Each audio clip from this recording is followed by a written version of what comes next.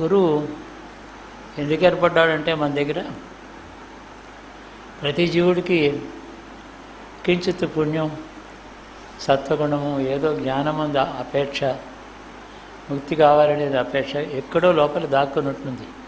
అది జీవుడి లోపల నిక్షిప్తంగా ఉండే ముముక్షత్వం దాని పేరు.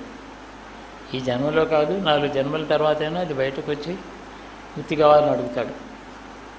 అంతవరకు లౌకికమైన కోరికలు ఏవో ఉంటాయి.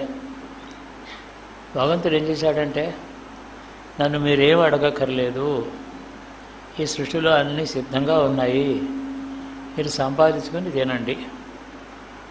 అదేంటండి అలా ఉంటుందా అంటే, పుణ్యము పాపం అనే 2 ఉన్నాయి. ఏది కావాల్సి వచ్చినా పుణ్యం చేసుకొని సంపాదించవచ్చు. ఈ భగవంతుని అడగనే అక్కర్లేదు. అందులోనే ఈ పుణ్యంలోనే కొంచెం పై అంతస్తుకి వెళ్ళి వేదములు చెప్పినటువంటి వైదిక యజ్ఞములు చెప్పారు. అసలు పుణ్యం చేసుకుంటేనే ఏ ఫలమైనా వస్తుండగా భగవంతుడి దగ్గరికి వెళ్ళి ప్రదర్శన చేయాల్సిన పనే ఉంది? నిజంగా అది మౌలికమైన ప్రశ్నే.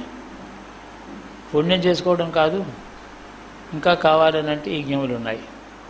బ్రాహ్మణులు ఉన్నారు, పండితులు ఉన్నారు, వాళ్ళు ఏ జ్ఞానం 40 రోజులు మీ చేత యజ్ఞం చేసి పుణ్యం ఇప్పించగలరు. మరి భగవంతుడు ఎన్నుకున్నాడు, ఆయన ఏమడగాలి?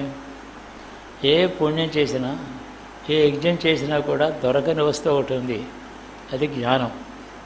అక్కడికి ఆ విషయంలోనే ఈశ్వరుని అడగాలి. ఆమె జ్ఞానప్రదాత, మోక్షప్రదాతే కానీ సామాన్యమైన ఫలప్రద కానే కాడు.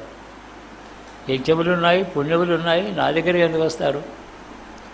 అందుకని ఏం చేశాడు, తను అదృశ్యంగా ఉండిపోయాడు.